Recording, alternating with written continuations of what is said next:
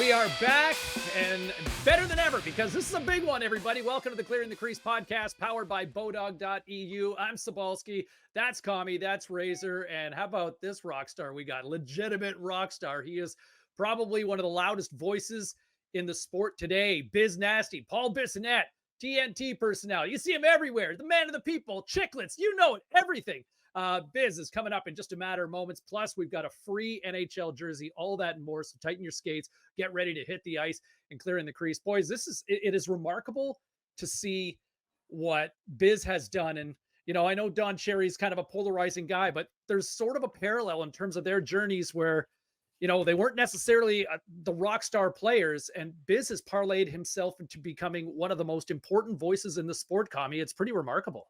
Yeah, it's very remarkable. He's done an unbelievable job, and I don't think he gets enough credit. I'm sure some people do, but with how much and how hard this guy works. And that's one of the questions I want to ask him. But he is everywhere. He is working his with Barstool, TNT. In the summers, he's running around. They got the Pink Whitney things. Somebody once was like, man, you should why don't you try and do something like Biz? I'm like, if I tried to do something like Biz, I would be a raging alcoholic. Doing the Pink Whitney and the big deal. You're going to the bars. But he does it really, really well, and he keeps everything together. He's done I don't think I could do it, being totally honest. Razor, he's kind of, it's remarkable, right? I mean, in terms of see the journey and how the guys love him, the players love him, it seems. It's impressive. It really is impressive, and same kind of idea. I think we have to highlight just how hard he works, like you said, Commie, but also him just putting it out on the line. They did this, we're gonna do it, we're gonna stick to it. We're not changing what we are, who we are, and if people like it, great. And people liked it, and it hasn't changed. And I think that's where he gets the respect from. And you're right, he's now the generation, this generation's voice of hockey. The guys that are coming into the league want to be on Chicklets, they want to have their Hockey Night in Canada towel. It is remarkable. It is remarkable. So let's, without further ado, hey, listen, just quickly, everybody, we are officially on the road to the Stanley Cup. Make sure you make a play, get into the action with Game Odds. There he is. How about that double wrister from the boys? Jesus Christ. I was that's cranking it off, listening to you guys go at it. Just beating you off. Well, there you go. How's that for a read? Definitely the loudest voice, not necessarily the most reasonable, but you said you'd probably be an alky if you were doing what I was doing, Commie. I had to lay off the sauce. I've been off about 6 months, just over, but good for you. You gotta go to the wacky tobacco is what helps. Edibles, edibles. Better for the throat. We could double dip. We could double mushrooms. Do you do that a little bit too? I think those things are incredible. Yeah, I do a little bit of that. I try not to do them too much. I feel like they lose their effect when you're leaning on the micro dosing too much. But yeah, every now and then. But I like a few joints a day that does the trick for me. And a day. I hit the whack. We don't judge here. See ball. No, I appreciate it. I don't. I'm all about legalization. Yeah, nothing on the day of the broadcast, obviously. But as soon as I get done the broadcast, I get back to the hotel, I'll light one up outside with all the car guys here, like the valet guys at the Four Seasons. They're not doing it. They're just kind of aware that I'm going off to the corner to do it. Yeah. Well, hey, I tell you what, that's kind of segue one of my questions for you, Biz, and run me through in season, right now. Run me through your week. Because I know you a typical week for you, as far because you're flying out to Atlanta, right?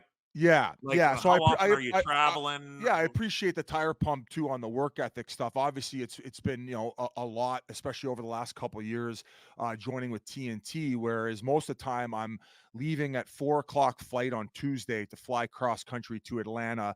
I get to the hotel around 9:30, 10. Obviously, Wednesday is a broadcast day, so prepare for that. And then leave on Thursday morning usually to go back to Arizona. But now. This year more than ever, we're doing the Wednesday and Sunday broadcast. Yeah. So second half of the season, once football's over, I've been spending quite a bit of time on the East Coast. So a typical week for me is doing a TNT call on Monday. Monday's also a podcast recording day for Chiclet, so we'll do that, and then usually sometimes also get an interview. So kind of just focus on that. Tuesday is more of a, decompress, figure out other stuff that's going on from like a business side, talking with my buddy Jeff, who helps me with everything.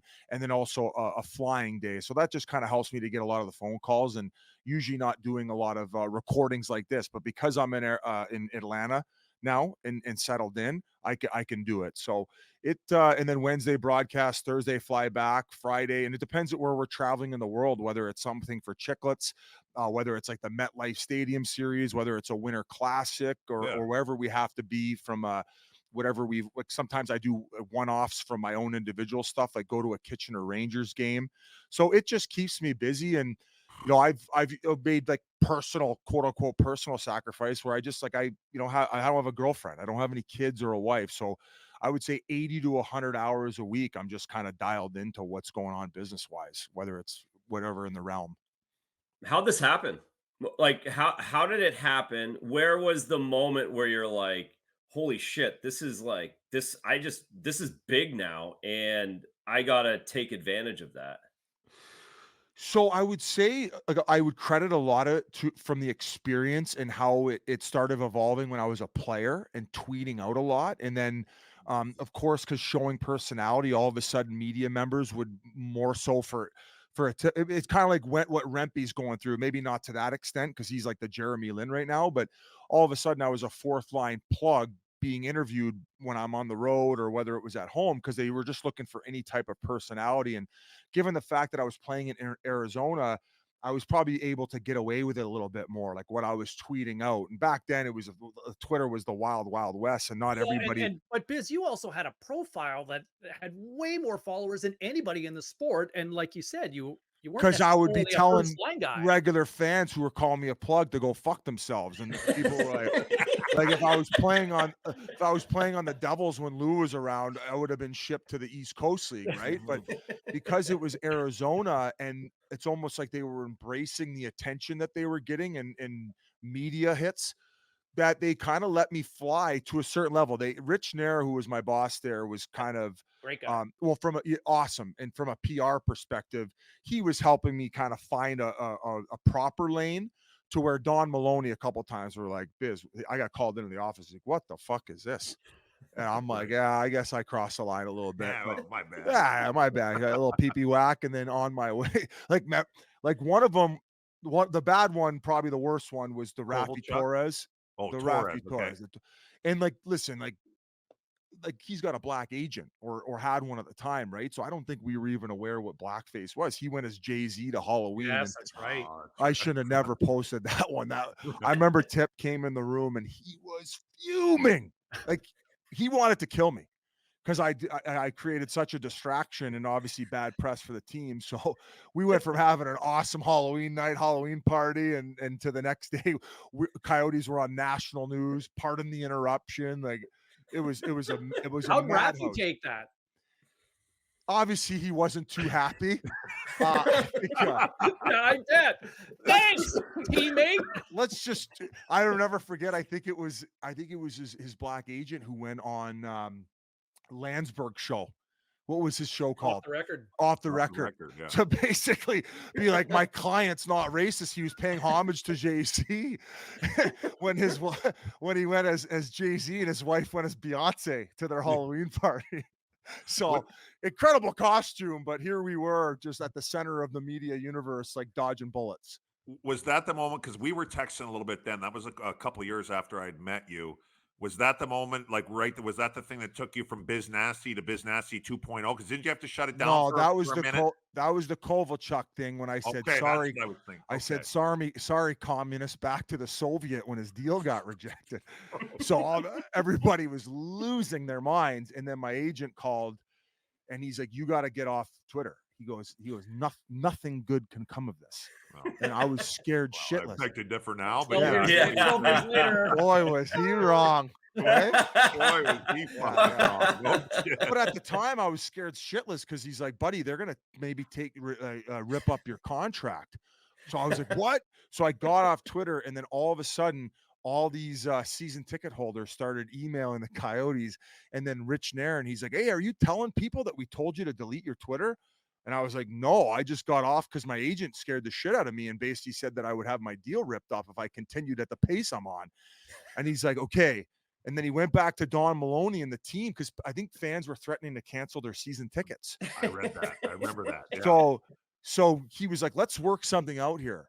And he goes, "Listen, okay." So he went to Don Maloney, and he came back. He goes, "Biz, let's jump back on, but from now on, I'll monitor it, and anything that you're like, hey, maybe it's a little borderline, you send to me. I'll put it through my filter, the team's filter, and then you know we'll move on, and everything will run a lot smoother." Well, how about this one? So we had a group chat going, and you know, everybody would send like joke memes at the time to the group chat, and at the time I had a BlackBerry.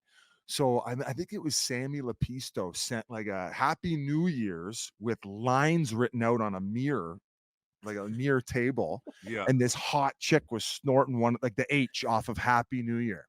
Okay. So I saved it and was sending it to buddies. Ha ha ha. Yeah. During All-Star break, and this is all when Charlie Sheen stuff was going on, the Warthog, all the coke talk, right? Like all that shit. So because of the Twitter stuff, and I'd been getting an opportunity to go to All-Star break in Vegas to shoot some stuff for Sportsnet. Well, I'm around the whole day working, shooting stuff. My BlackBerry was in my pocket, and somehow that, you remember the ball? Yeah. It went and I didn't have it a lock screen. So it like went in, opened up my Twitter as it's in my pocket, somehow went to that picture, and it just kept posting it over and over and over. So it posted this hot chick doing lines of cocaine, people knowing I'm in Vegas. And all of a sudden Rich Nair's calling me, and I'm not getting the calls because it's in my pocket and I'm filming content all day. Biznasty with Sportsnet.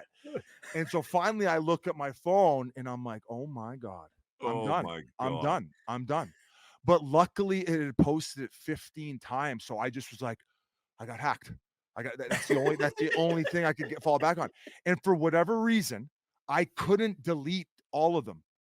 It wasn't working. I couldn't delete my tweets of this happen. So I had to go to a sports book, log in through a computer, log into my Twitter account, and then finally delete them. And that's kind of when that was during the height of the craziness of everything going on. Like when I was going on the local radio station where they were hooking me up with Bibby Jones, porn star. Like they lined up a date, and obviously, and she ended, I think she ended up sleeping with Gronk around the same time, and she released a picture with wearing a Gronk jersey, and Gronk's in the photo just smiling. So she asked me to do the same thing, and I'm like, no, I'm not taking a picture with you. Like, I guess if like people on the radio station are aware that we went on a date, took her to True Foods, treat her. I was real classy, treat her like a real queen. Treat her like a queen, organic. But my phone is blowing up at 7:45 the next morning after this. She's on local radio blowing me up. I got a small horn, bad and bad. We are playing the Chicago Blackhawks that night at home, fighting for our playoff lives, and I'm on the way to practice, like reading all this stuff going online about this chick blowing up my spot. Roasted. Telling everyone I got a Meanwhile, what's even crazier, she showed up live in studio at that time with her boyfriend. The entire time I was fooling around with her, she was getting calls from this guy. So it was almost like I was set up. Listen, am I hung like a horse? No. But do I have a small wrench where you deserve to go on national radio or whatever it was? KUPD chirping my horn size. I got a game to worry about. I can't be on local radio defending my horn size. Could you imagine Don Maloney driving to the rink that morning? I'm on local radio. Hey, big game against the Chicago Blackhawks, fighting for your playoff lives, but we got Biznasty on board here defending his horn size. Like it was chaotic times, and yeah, I'll never forget it.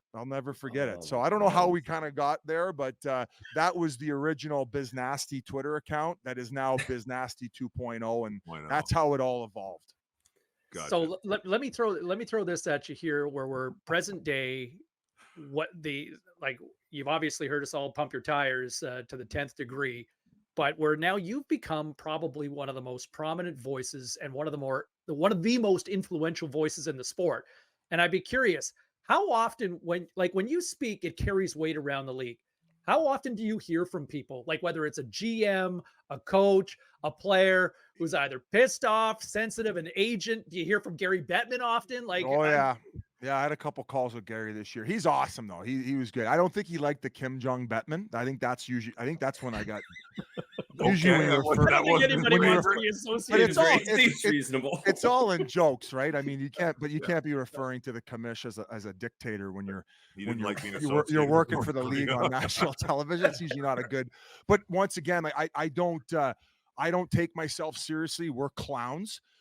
It sucks to But hear you work sometimes. hard though, right? Like you work hard. That's the thing. Yeah, so I also don't look at it like that. Like I don't like oh like I'm the top dog. Like we put our head down, we work, we're silly, and through the process it's kind of just evolved to how it's evolved. Like I just talked about how kind of all the wackiness started it all. But obviously joining the podcast and then through the podcast is my assumption as to why they took a chance on me for national television with TNT. And obviously that's kind of played out. And just the fact that I'm all in on it. Like it's my life and I enjoy it.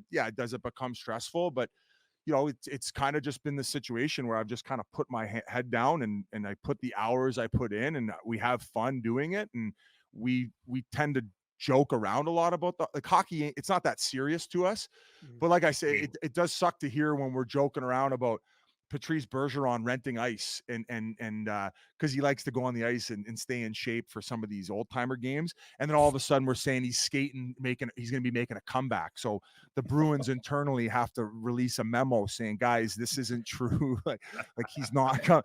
But it's like, hey, I had to call him myself, Biz, by the way, for that one. I've been on the ice with them every Friday. I'm on the ice with them hanging out. And I realized I'm the only media guy in this room. The only guy who's doing just a little bit of media. I'm like, hey, this is not me. I called Patrice on a panic, like, Patrice, it's not me. It's not, don't let this. He's like, Razor, relax. I know it's not me. Yeah. We're just kicking up dust because we speak as if we're casual fans. Like I talk about Crosby to the abs all the time. Like if I had a genie in a bottle for a hockey wish, I'm trying to speak it into fruition here. And so going back, like as far as like, oh, like the voice and no, it's just like we're all the same. We all snap it around. We all fuck around. And I guess it's evolved to where it's evolved to, but it's not something I wake up and think like, oh, we're fucking around and having a good time. And if it's taken it's where it's taken us. Speaking of fucking around, because I mean, obviously I follow your stuff and it makes me laugh because I know you're fucking around. But these days you're kind of giving it to the Islanders fans. So I didn't even know Butch Goring was on Twitter. And so I read a couple of his tweets or whatever. I read yours, I read his, then I saw you and you guys were doing the podcast. And I think you said like, he knows I'm joking. And Whit made the comment and I'm like, I'm reading this. I'm like, I don't think this guy's joking. I think he would sucker me if he saw me.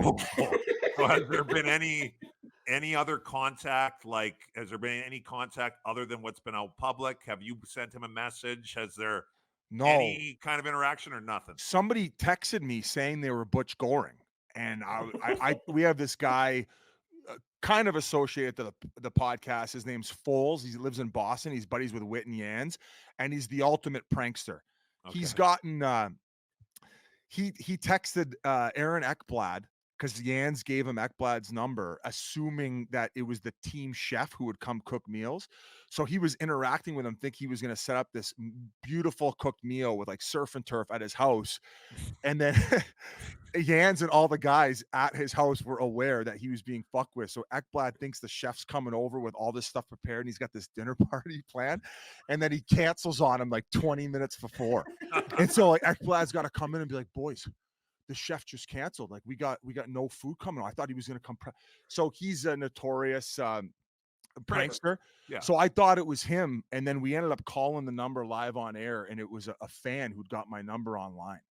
This guy named Dominic asked, and then he like completely folded. He was pretending he was Butch. And then he asked to be my assistant. So that was the only time I thought Butch was reaching out. But No, he's a diehard loyal Islanders fan. And listen, I might be dubbed as the Twitter guy, but he won the Twitter battle. Like Butch Goring at his age dummied me on Twitter and just schooled me. So I'm actually hoping that they sneak in and get that 8th spot, because I would like to see them actually play the Florida Panthers. I think that would be an incredible if they're able, because like you think of a tough team who's not going to get pushed around. The Islanders aren't going to get pushed around. No, they might be beat in the skill department with that team, and but I don't know. Anyway, so nothing has evolved from the Butch Goring, but I think that he's taking it a lot more seriously than I am. And I wouldn't. I think if I saw him in the hallway, I might walk the other way. Yeah. I wouldn't want to get sure you're schooled ready just in case by a 75-year-old Conn Smythe 4-time Stanley Cup winner. So just getting them back in the mix is fun, though. Yeah. What's it like? Because you read things online, and look, obviously a lot of it is bullshit or whatever, and I don't have any experience with it at all. Like, how do you enjoy? What do you like, or how is it working with Barstool? So that's another thing too, is because I jumped on Twitter early days, the heat that was coming at me when I associated with them, I was used to taking that. Some people, they might read their mentions and it would fuck them up. They would go into a shell and cave into it.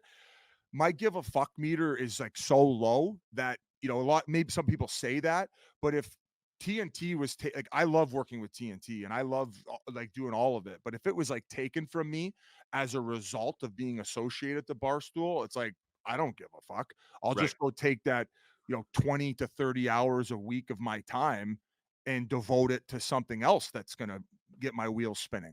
Grow something, grow something else. Maybe fucking hit the gym a little bit more and get a 6-pack or something. Right. So that's why I said, I'll put my head down and do whatever. And early on, I think, there was a lot of check marks and things coming at us for the association, but I'm a pretty good judge of character, and I know who I'm associated with, and it didn't really faze me at all.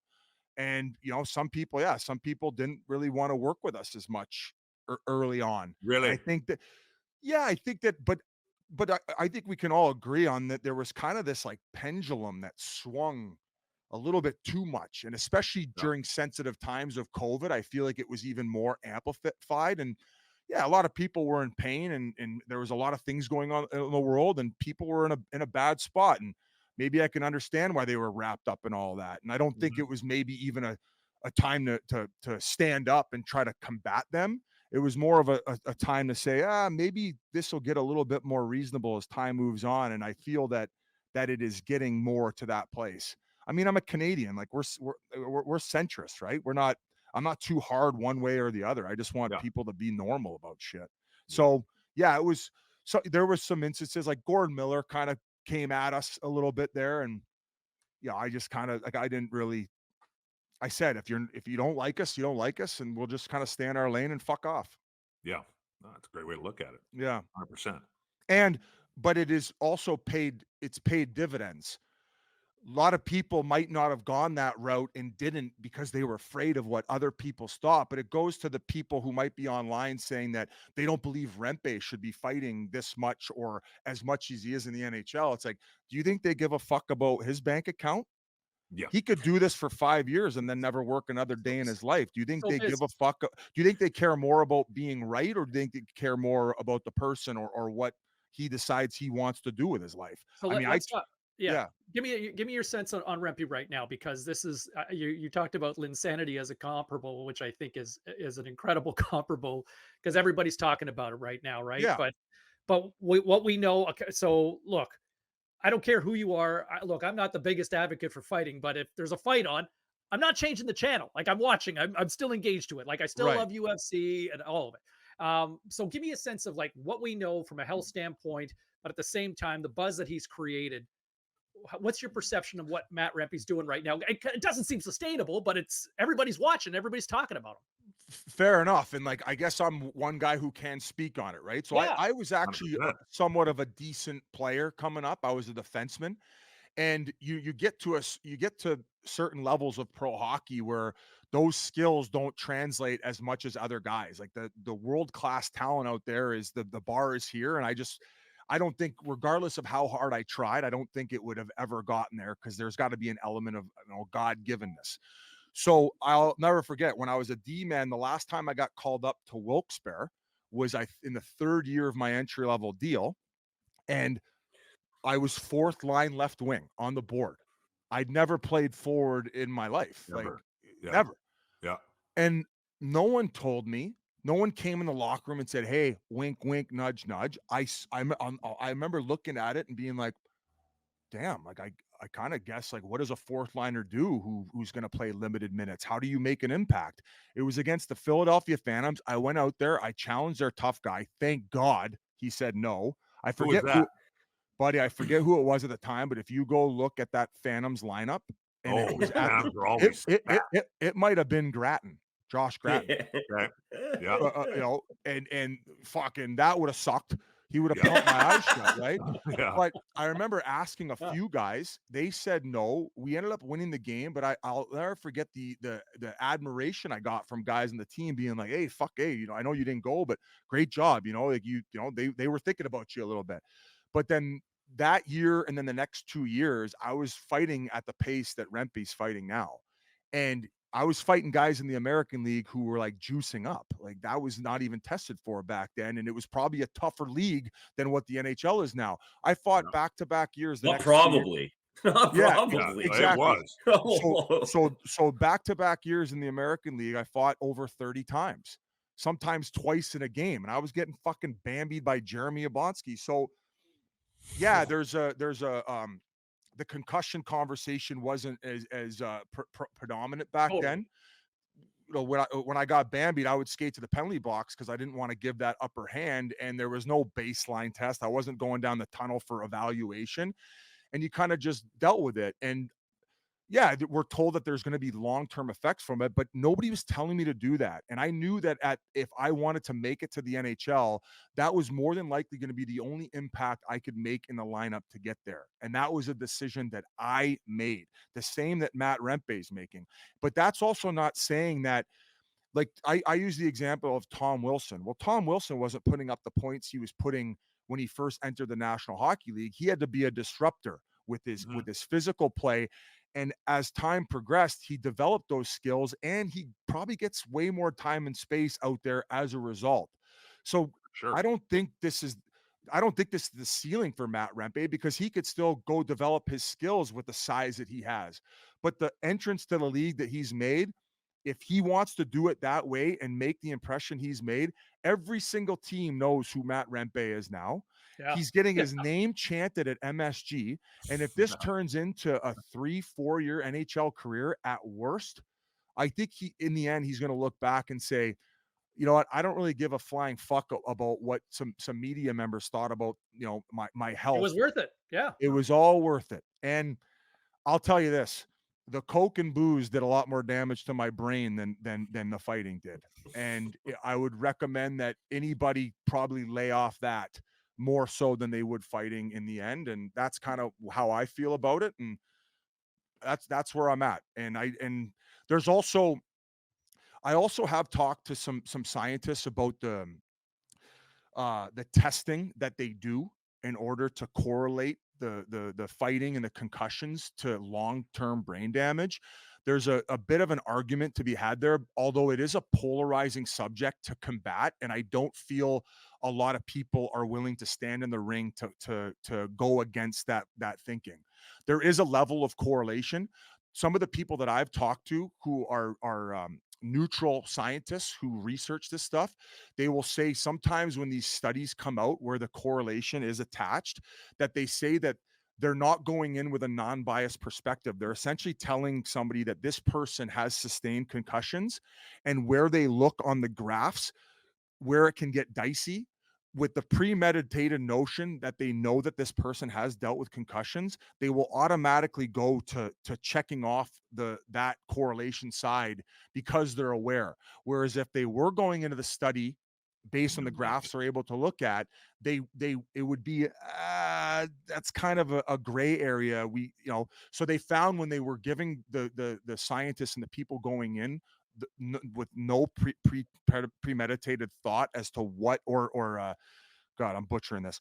Premeditated notion as to what this person had been through. Preconceived. Excuse me. I'm French Canadian. I struggle with the big words sometimes. I smoked a lot of weed too, so that too, and it doesn't help. Go back to the booze, but they found that they weren't as staggering results. Where in fact that there were no correlation when they weren't given the information beforehand. So I'm not standing here with a tiki torch saying there's no correlation. I just think that there's a greater discussion to be had. And also some of the pushback that he mentioned is if you look into some of these people trying to combat it and go against it, sometimes these people being funded by certain organizations, there's also some bias where they're gaining personal benefit to where the correlation benefits them.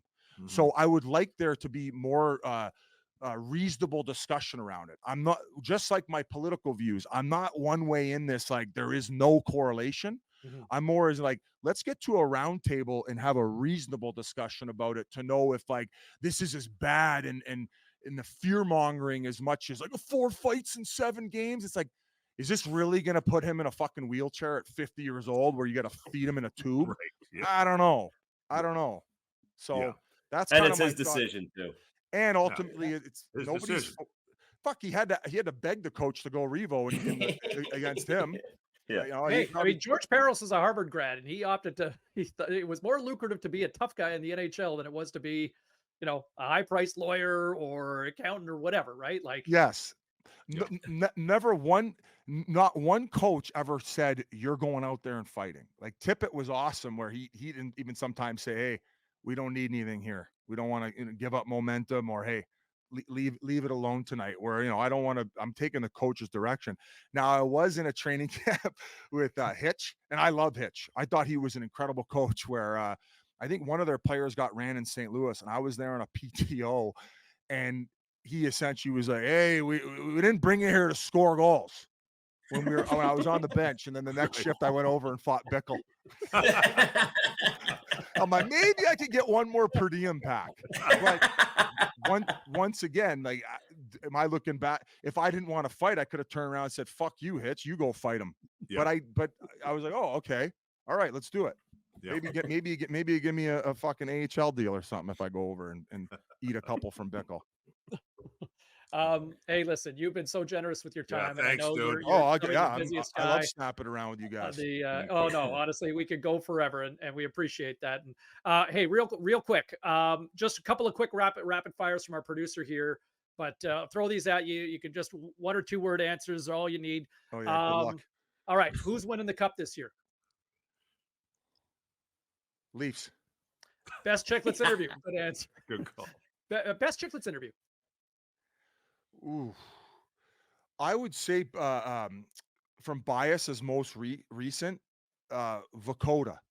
Did you guys hear that one? Yeah. We had him on Islanders. Yeah. Sometimes the guys that you're unfamiliar with will blow you away, and I thought he was just an incredible storyteller, and also had the perspective that I have, where I was just happy to be there.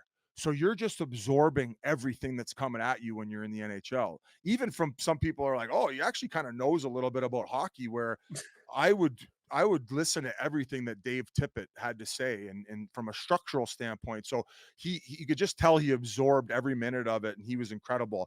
Early days, Tim Stapleton. Yeah. He brought that KHL early day. Like what? Like, he told the story on our podcast about how the owner of the apartment he was staying at in the KHL, they were subletting it when he was on the road. He thought there was a ghost in his apartment because he would come back for road trips, and he's like, I don't like the couch. Something's moved. What the fuck is going on here? So he had pulled his groin when he was playing, and they went on a 7-game road trip, and Keenan was his coach, and obviously, oh, you're fucking hurt. Oh, your groin's bugging you. Poor, you want to go back to mommy and daddy in North? Kind of giving him one of those, and finally, it's hanging on by a thread. Fuck you, and then Keenan was like, fuck, we don't need you on the road. Then we're sending you back. So he takes the 14-hour flight back, 6 different time zones. opens the door to his apartment, the fucking deadbolt thing's on. And this guy who's staying there with his 3 kids and his wife. Oh. I think he slept on the couch that first night when the family was there. And then he was like, this can't be happening anymore. So he was just told us about the Russian gas, the training camps, is it called the BIZ? BIZ, yeah, the base or whatever I think it's how called. They were forced to stay at the BIZ. So he was incredible. And obviously getting Wayne on was a white whale. We had Sid on, that was a white whale. That was a phenomenal interview, the Sid one. Yeah, you're the only person I think that really got Sid to lift the curtain a little bit for a guy who's agreed, and it was awesome to hear him like that. And the best part about it is because he agreed, McKinnon agreed, because he does everything. Yes, and Nate was great too. Yeah. And Nate blew us away at how he opened up about how he was below a point a game the year that he ended up signing that very team-friendly deal, and how he worked with a sports psychologist to get his mind in a right frame of mind, where I don't know if that was maybe a faux pas at the time, or guys wouldn't have opened up about the fact that they were even doing it, where now, like Clayton Keller talks about it. He works with a lady called named Coach Dar in Arizona, and how she's helped Clayton Keller get in that Mamba mentality. So that to me was huge for us, and Sid obviously opened that door. So I know I've been long-winded with this answer, but there's a bunch, and like I said, we're grateful that we've got all these guys on. Okay, three more for you here. Who's the softest Hughes brother? Softest? Yeah.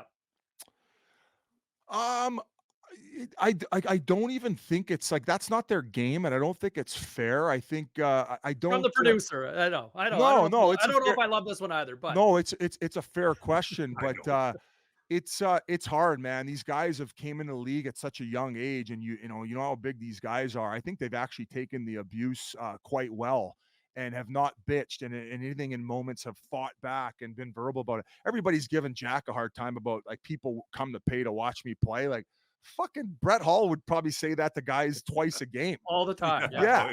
And I know they're like, well, he ain't Brett Hall yet. It's like, well, he's well on his way to being in the same conversation. And I think Luke has been put on an island with that young decor, and he's obviously hit a wall. So I think they're all very resilient. And Quinn might win the Norris, right? Like that's, and he's up there. So I think they're all very resilient given their size in the league. And my one advice to them is a lot of these young players, they like the ice time, and they like to skate all summer and stay on the ice. And maybe the weights and putting on size is not as big of a focus. Whereas you saw the type of punishment that Sid took when he first came in the league, and where he never really liked the heavy weights, but you could tell he put an emphasis on gaining mass and being able to take the punishment. And he's just built a little bit thicker and more like a brick shithouse, where that would probably be my advice to those guys moving forward. Especially, we talked about this pendulum. The teams like Florida, I feel like from a team standpoint, might not have been able to get away with what they're getting away with 4 years ago, or maybe post lockout, where these guys are a bunch of fucking bullies now. They could just headlock guys and rib shots here, scrum it up here. But once again, every single game I've watched of the Florida Panthers, I never want to turn the channel. When I watch Buffalo, New Jersey, like, fuck off. Yeah. I don't need every one. Yeah. Last one for you here. Which player in the NHL drinks the most Pink Whitney? Oh, fuck. I don't know, man. Some of these young guys will surprise you where they're like, oh, yeah, that's all we drink. Who do we ship it to the most? Well, you know what? It hadn't been available. I'm going to say Crosby and his buddies. It hadn't been available in Canada yet when we were in Halifax, but we sent a special shipment up for Sid and his buddies before it took some time to finally get into Canada. So I'll say all the degenerates out in Halifax, McKinnon, Crosby, and the boys love it the most. Thank you for this, Commie. I'll let you wrap this up because you give a relationship, but I got to tell you, I love you guys. This was unbelievable, and looking at Pink Whitney alone, to see it in liquor stores, everywhere across the country, it is truly remarkable, the empire that you guys have built. Biz, thanks for doing this, man. Hey, I appreciate you guys. Keep doing your guys' thing too. I love chat with you guys. I think, I'd love to come on again whenever you guys want me. And I mean, Commie, you got better stories than I do. You should be fucking big. You guys should be bigger than Spit and Chicklets. Oh, fuck. No, that's not happening. Be careful. You're just too busy on the golf course. I'm going to be calling you next week. You're going to be on here every week. Yeah, weekly guest. New co-host. I love it. We need story time with Commie. Yeah. Biz, thanks a lot for making the time, dude. I know you're busy, and I'm proud of how hard you work and what you've been up to, and good for you. Honestly, I think it's great. We should do this again at Stampede this summer. Yeah, now we're talking. Yeah, we do that. That's where we're going next. I think that's a great idea. Commie will roll out the red carpet. We'll get Kiprasov there in the mix too. The two dads here on the show are like, yeah, we can do a road trip like that. Perfect. Awesome, Biz. Thanks, dude. Love you, boys. All right. I'll see you when you're back in town. You guys are the best. Biznasty joining us here on the Clearing the Crease podcast. Hey, just a quick reminder, everybody, we're officially on the road to the Stanley Cup. Make sure you make a play. Get in on all the action with game odds, all the props you need to make hockey exciting every night, including goal scorers and, yes, Stanley Cup odds. BODOG.EU has you covered for action that'll keep you locked in every shift all season long. Make a play. Score big with BODOG. And don't forget, new players can take advantage of the BODOG bonus. All you got to do is use the code Crease 400 when you sign up. He's Razor. He's Commie. I'm Cybulski. What an awesome episode of the Clearing the Crease podcast. And we're not done yet. Stick around.